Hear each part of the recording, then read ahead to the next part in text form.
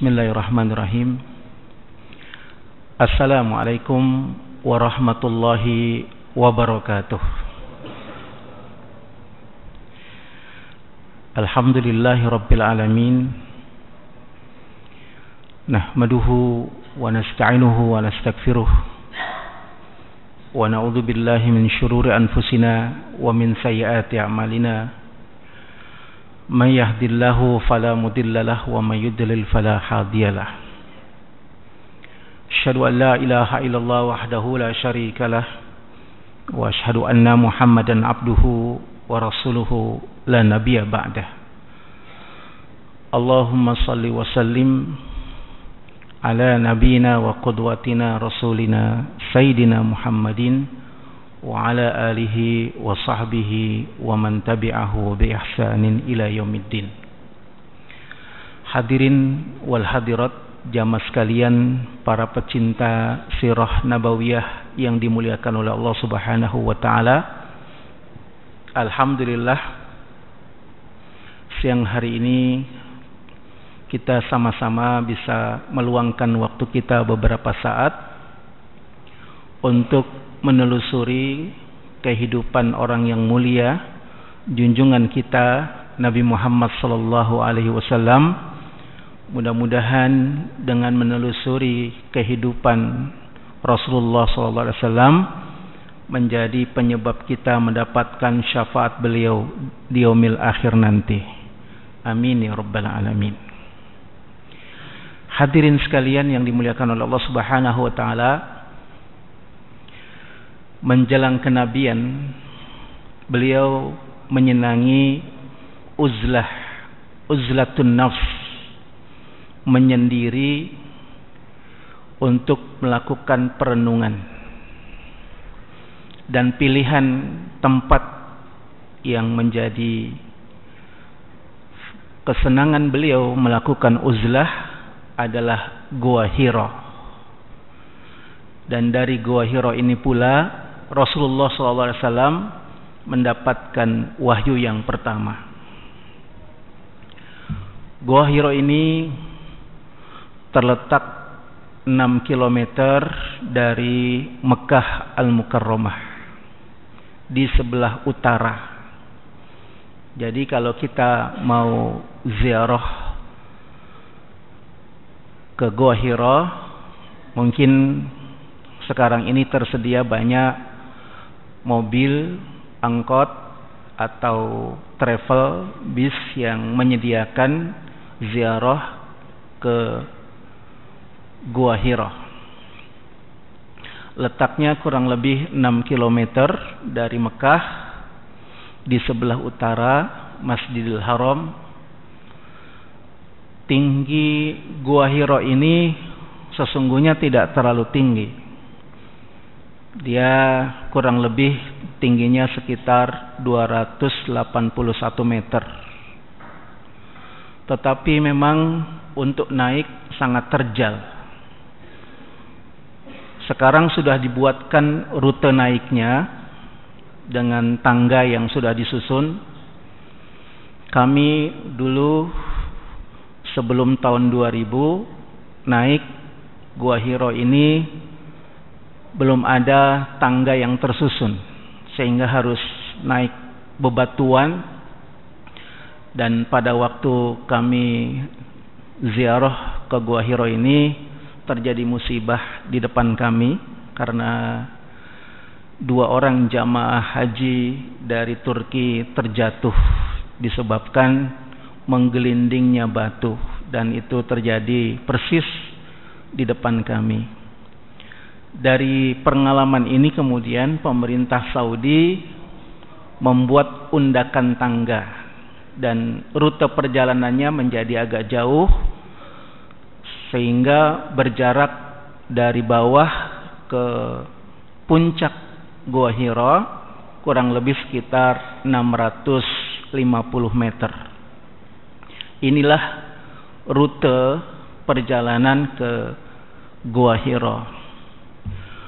Gua Hira ini termasuk tempat favorit yang dikunjungi oleh banyak jamaah haji karena ingin mendapatkan keberkahan dari tempat di mana Al-Quran wahyu pertama diturunkan. Sehingga tidak jarang para jamaah haji melaksanakan sholat di Gua Hiro, yang sesungguhnya tempat Gua Hiro itu sendiri sangat kecil. Lebarnya kurang lebih sekitar 2 meter, panjangnya kurang lebih sekitar 2,5 meter, dan hanya bisa muat 1 orang saja sesungguhnya. Tetapi karena tempat ini tempat diturunkannya wahyu, banyak jamaah haji sangat tertarik melaksanakan sholat agar mendapatkan keberkahan dari tempat Gua Hiro ini. Dan rute untuk masuk ke goanya sendiri harus melalui beberapa goa yang cukup unik, dan sehingga banyak orang mengantri untuk masuk sampai ke Gua Hiro. Dan dari Gua Hiro itu pula kita bisa menyaksikan bagaimana keindahan Mekah, dan inilah yang menjadi renungan Rasulullah SAW sebelum mendapatkan wahyu. Beliau bisa memandang bagaimana Mekah dari Gua Hiro. Dan biasanya bulan Sya'ban inilah tempat masyarakat Quraisy mencari goa, juga mencari tempat sumber air, karena mereka tahu bahwa Ramadan itu musim panas yang menyengat, sehingga mereka mencari goa untuk tempat perenungan mereka, mungkin bahasa kita kontemplasi, atau juga mencari tempat-tempat sumber air untuk mereka angkut sebagai persediaan air di Ramadan. Karena jarak yang cukup lumayan 6 km ini, sehingga jamaah bisa menyaksikan bagaimana keindahan kota Mekah yang kita bisa bayangkan pada waktu Rasulullah SAW berada di tempat itu dengan ketinggian yang berbeda dengan hari ini, sehingga perenungan yang dialami oleh Rasulullah SAW mendapatkan kenikmatan yang sangat luar biasa, dan kecintaan beliau terhadap uzlatun nafsi ini menjadi hal yang sangat rutin, dan itulah yang dialami oleh Rasulullah SAW. Kadang sebulan lamanya, kadang seminggu lamanya, kadang beberapa waktu lamanya beliau berdiam diri di Gua Hiro ini sendirian. Hadirin sekalian yang dimuliakan oleh Allah Subhanahu wa taala, ketika beliau berdiam diri berada di Gua Hiro inilah Allah Subhanahu wa taala, sebagaimana yang diriwayatkan di dalam hadis Imam Bukhari, bagaimana beliau menceritakan mendapatkan wahyu yang pertama terjadi di malam hari. Ketika Rasulullah SAW melakukan perenungan yang dalam tentang masyarakatnya yang dihadapi, tiba-tiba beliau didekap dari belakang, dan yang mendekap dari belakang itu meminta untuk membaca Iqra, karena Nabi SAW ummi, tidak bisa membaca. Dia pun dengan terus terang mengatakan ma'ana biqari, saya tidak bisa baca. Yang mendekap pun semakin kuat dekapannya, Iqra. Beliau katakan ma'ana biqari, saya tidak bisa baca. Didekap lagi dengan keras, Iqra, mahwal qara, apa yang harus saya baca? Maka yang mendekap dari belakang itu pun memberikan bimbingan, Iqra bismi rabbikal ladzi khalaq, khalaqal insana min 'alaq, Iqra wa rabbukal akram, Alladzi 'allama bil qalam, 'allamal insana ma lam ya'lam. Hadirin sekalian yang dimuliakan oleh Allah Subhanahu wa taala, kita bisa merasakan bagaimana suasana batin Rasulullah SAW ketika di malam hari di goa sendirian merenungi umat yang ada di hadapannya, kota Mekah yang tampak dengan jelas. Saat itu beliau didekap, lalu kemudian disuruh untuk membaca. Inilah yang menyebabkan beliau menggigil, khawatir, cemas, bercampur dengan ketakutan. Sehingga Rasulullah SAW pun pulang ke rumah dalam keadaan cemas dan takut. Sampai di rumahnya beliau sampaikan kepada Khadijah radhiyallahu anha, istri beliau, "Zammiluni ya Khadijah, zammiluni, zammiluni. Selimuti aku ya Khadijah, selimuti aku ya Khadijah, selimuti aku ya Khadijah." Begitulah suasana kebatinan yang dialami oleh Rasulullah SAW.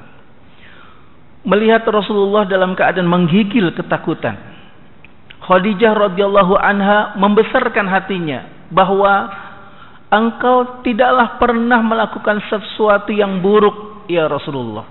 Ya Muhammad, apa yang kau telah lakukan baik kepada semua orang. Apa yang telah kau kerjakan tidak mengandung nilai-nilai keburukan. Yakinlah dengan kebaikan yang kau alami. Maka kemudian besok harinya Rasulullah SAW dibawa oleh Khadijah kepada paman beliau, Waraqah bin Naufal, seorang ahli kitab yang telah memahami banyak penjelasan tentang kitab-kitab Allah Subhanahu wa taala. Ketika Rasulullah SAW menceritakan pengalaman bagaimana berada di Gua Hira, dekapan yang menyuruhnya untuk membaca, yang kemudian Nabi SAW pun mengikuti bacaannya. Setelah mendengarkan paparan Rasulullah SAW kepada Waraqah, Waraqah pun mengatakan, "Abshir ya ibna ummi, bergembiralah wahai keponakanku, anak pamanku, bergembiralah kamu. Karena sesungguhnya innahu namus atakum kama yu'allikumul Musa min qablu." Bergembiralah wahai keponakanku, yang datang kepada kamu adalah namus, Jibril yang dulu pernah datang kepada Nabi Musa alaihissalam. Bergembiralah. Sehingga Waraqah sudah bisa membayangkan bahwa apa yang dialami oleh Rasulullah ini adalah peristiwa besar. Sehingga beliau menceritakan, kalau sekiranya nanti aku diberikan usia, engkau menyampaikan risalah yang kau terima itu, dan aku menyaksikan engkau terusir dari kampung halamanmu, engkau mendapatkan penolakan dari umatmu, dan aku masih diberikan umur, maka aku akan berpihak kepadamu dan memberikan pembelaan untukmu. Waraqah bin Naufal mengetahui betul bahwa setiap misi yang dibawa oleh para nabi akan mendapatkan penolakan umatnya. Karena mendapatkan penolakan umatnya, dan dia tahu bahwa ini adalah misi yang benar yang dibawa oleh para nabi terdahulu, Waraqah bin Naufal pun memperjelas keberpihakannya. Kalau aku masih diberikan usia, ketika melihat engkau terusir, ketika melihat engkau ditolak umatmu, aku akan berdiri di belakangmu dan membelamu. Begitulah keberpihakan Waraqah bin Naufal. Akan tetapi tidak lama setelah itu Waraqah bin Naufal, paman Khadijah radhiyallahu anha, meninggal dunia. Sesungguhnya apa yang dialami oleh Rasulullah SAW ketika pertama kali mendapatkan wahyu Allah Subhanahu wa taala, karena memikirkan situasi dan kondisi yang beliau alami dalam berinteraksi bersama orang-orang di kota Mekah ini. Interaksi yang memprihatinkan, bagaimana perilaku-perilaku buruk sudah menjadi tatanan kebiasaan sehari-hari. Dan itulah sesungguhnya renungan panjang beliau di setiap bulan Sa'ban untuk menyaksikan bagaimana kehidupan masyarakat yang jauh dari nilai, sehingga Rasulullah SAW ingin sekali mencari dan mendapatkan solusi atas interaksi mereka terhadap nilai-nilai di tengah-tengah masyarakat. Hadirin sekalian yang dimuliakan oleh Allah Subhanahu wa taala, inilah suasana visualisasi bagaimana kehidupan masa jahiliyah pada waktu itu, di mana orang-orang jauh dari nilai-nilai agama. Agama hanya menjadi ritual. Agama hanya menjadi sesuatu yang mereka yakini untuk menenteramkan hati dengan memunculkan berhala-berhala baru. Sehingga setiap kali Mekah Mukarramah, Ka'bah mengalami ziarah kedatangan banyak orang, maka bertambahlah berhala-berhala itu tersusun di dalamnya. Inilah tradisi-tradisi yang terjadi hingga sampai Rasulullah SAW melihat hal yang sedemikian rupa, menyaksikan bahwa misi nilai-nilai kebaikan yang dibawa oleh para nabi terdahulu tidak menampakkan apa yang disebut dalam bahasa Al-Quran Hanifah, orang-orang yang lurus dalam beragama. Sebab nilai keberagaman mereka seringkali ditentukan oleh budaya, tradisi, dan bahkan nilai-nilai ekonomis ketika mereka menyembah Tuhannya. Di saat-saat seperti inilah Rasulullah SAW mendapatkan wahyu. Hadirin sekalian yang dimuliakan oleh Allah Subhanahu wa taala, maka keyakinan Waraqah bin Naufal ini akan peristiwa yang istimewa berulang-ulang diingat oleh junjungan Nabi sallallahu alaihi wasallam, bukanlah sembarang sebuah peristiwa.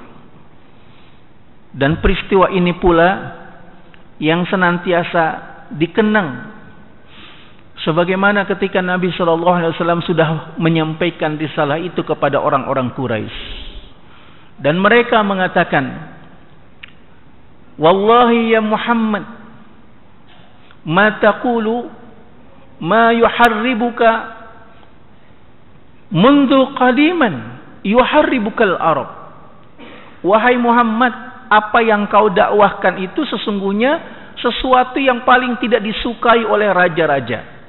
Apa yang kau dakwahkan itu sesungguhnya engkau nanti akan diperangi oleh bangsa Arab dan bangsa yang bukan Arab. Hadirin sekalian yang dimuliakan oleh Allah Subhanahu wa taala, tetapi Nabi sallallahu alaihi wasallam mendapatkan pembelaan pada waktu itu. Pembelaan yang pertama dari Abu Thalib, pamanda beliau, orang yang sangat berpengaruh di Quraisy karena tugas beliau sebagai pelayan dari kota suci yang dikenali dengan sebutan Bani Hashim, keluarga para nabi. Hadirin sekalian yang dimuliakan oleh Allah Subhanahu wa taala, orang yang memberikan layanan servis kepada mereka yang berziarah ke Masjidil Haram ini mendapatkan kemuliaan di kalangan Quraisy. Kemuliaan Bani Hashim itulah yang menjadi tameng Rasulullah sallallahu alaihi wasallam. Sehingga beberapa kali saat Nabi sallallahu alaihi wasallam berdakwah, beliau pun mendapatkan jaminan kepastian perlindungan dari Abu Thalib. Demikian juga perlindungan dari sisi finansial dan material dari istri beliau Khadijah radhiyallahu anha. Kesenangan berada di tempat seperti ini menjadi uzlah, menjadi kenikmatan, menjadi interaksi, sehingga beliau senantiasa merindukan saat-saat yang seperti itu terjadi kembali. Setelah mengetahui bahwa apa yang dialami malam itu adalah peristiwa istimewa, maka Nabi sallallahu alaihi wasallam pun kemudian menikmati untuk datang ke Gua Hira. Hadirin sekalian yang dimuliakan oleh Allah Subhanahu wa taala, sambil mengadahkan wajahnya ke langit, berharap malaikat Jibril pun datang. Hadirin sekalian yang dimuliakan oleh Allah Subhanahu wa taala, itulah kenikmatan interaksi, itulah kenikmatan beribadah, itulah kenikmatan yang dirasakan oleh seseorang ketika berdekat dengan Allah Subhanahu wa taala. Hadirin sekalian yang dimuliakan oleh Allah Subhanahu wa taala, mungkin banyak orang bertanya kepada diri kita, mengapa kita bisa berlama-lama berbetah-betah di masjid? Tidak jarang kita menyaksikan banyak di antara kita yang tidak lama bisa duduk di masjid, tidak bisa berbetah-betah berada di masjid. Ada perasaan ingin segera meninggalkan masjid. Sehingga ketika orang melihat kita berbetah-betah berlama-lama, orang bertanya, apa sih yang menyebabkan kamu betah lama duduk di masjid dan merasakan kenikmatan berada di masjid? Kita sulit sekali untuk menyampaikan kenikmatan kita berlama-lama di masjid. Kenikmatan berlama-lama di masjid inilah yang disebut dengan nikmat tahannus. Kenikmatan kita mendapatkan sesuatu yang menghantarkan hati kita lapang berada di tengah-tengah pengabdian kita kepada Allah Subhanahu wa taala. Saya yakin kita yang berada di sini mendapatkan nikmat tahannus, kenikmatan kita berdekat dengan Allah Subhanahu wa taala. Sehingga Sa'id ibn al-Musayyab pernah ditanya oleh Khalifah Sulaiman, "Ya Sa'id, apa sih yang menyebabkan kamu senang berlama-lama di masjid?" Kata Sa'id ibn al-Musayyab, "Ya Khalifah Sulaiman, kalau sekiranya kenikmatan yang ada pada diri kami duduk di masjid ini bisa kalian beli, bisa Khalifah beli, pasti Khalifah akan membeli dengan setengah kekuasaan Khalifah untuk membeli kenikmatan kami duduk di sini." Begitulah kenikmatan, nikmat tahannus kita kepada Allah Subhanahu wa taala. Tetapi sesungguhnya itu juga berangkat dari latar belakang nuansa ruhania dan spiritual. Kita pun heran, ada orang kok bisa betah-betah duduk di warung kopi. Tidak jarang berjam-jam. Bahkan orang yang duduk di warung kopi itu pun kemudian punya rumusan. Saya baru dengar rumusannya. Ada rumusan mereka yang senang duduk di warung kopi itu dengan sebutan 125. 1 cangkir kopi, 2 buah kue, 5 jam duduk nongkrong di warung kopi. Sampai berjam-jam.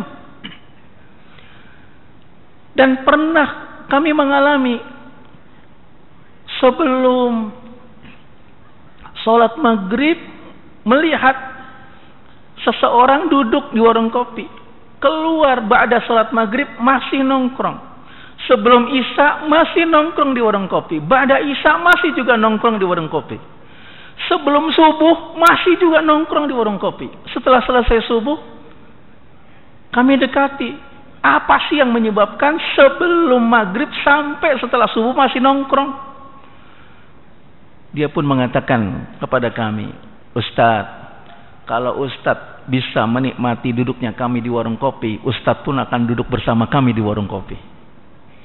Begitulah jawabannya. Ternyata jawaban itu jawaban Sa'id ibn al-Musayyab ketika ditanya oleh Khalifah Sulaiman, "Kalau sekiranya Khalifah menikmati duduknya kami di sini, Khalifah pasti akan membeli kenikmatan duduk kami di sini." Begitulah yang dialami seseorang yang menikmati nikmat tahannus, nikmat berdekat kepada Allah Subhanahu wa taala.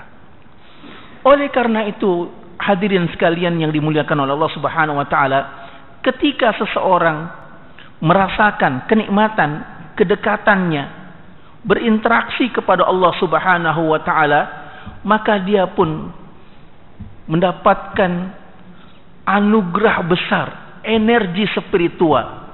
Dan energi spiritual ini yang tidak bisa kita temukan di berbagai macam tempat. Hadirin sekalian yang dimuliakan oleh Allah Subhanahu wa taala,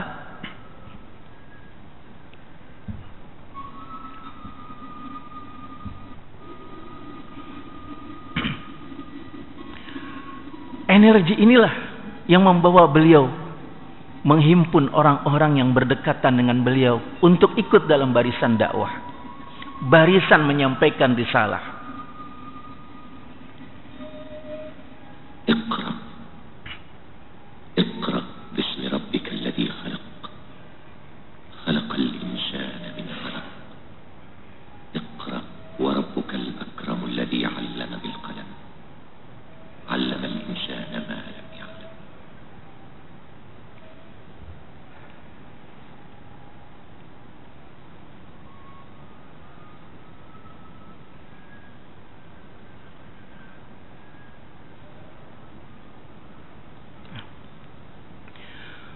seorang sahabat yang menyertai menyampaikan risalah, Zaid bin Harisah, menyampaikan apa yang dialami oleh Rasulullah SAW, yang kemudian menghimpun orang-orang yang tertarik dengan dakwah beliau setelah mendapatkan wahyu pertama.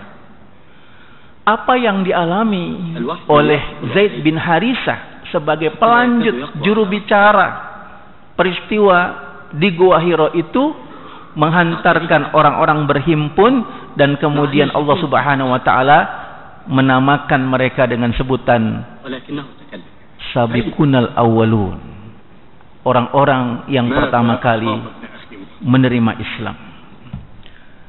Karena itu hadirin sekalian yang dimuliakan oleh Allah Subhanahu wa taala, maka kita nikmatilah interaksi kedekatan kita kepada Allah Subhanahu wa taala, agar apa yang kita peroleh dari kenikmatan duduknya kita di tempat-tempat kebaikan menghantarkan kita memperbesar energi power kita yang Allah berikan dalam rupa nikmat tahannus, nikmat berdiam diri dalam kebaikan.